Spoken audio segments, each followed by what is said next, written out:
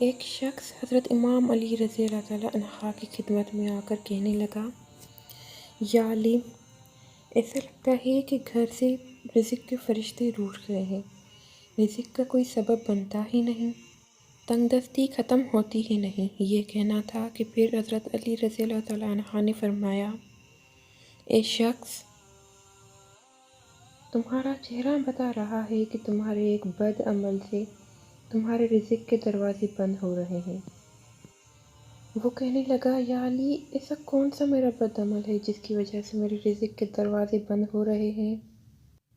امام علی علیہ السلام نے فرمایا، وہ عمل غیبت کرنا ہے۔ یاد رکھنا، جو انسان اللہ کی مخلوق کی غیبت کرتا ہے، دوسرے انسان کے سامنے کسی شخص کی برائی کرتا ہے، غیبت کرتا ہے، تو اس پر رزق کے دروازے بند ہو جاتے ہیں، اور یوں وہ تنگ دستی، مفلسی اور غربت میں تباہ ہو جاتا ہے۔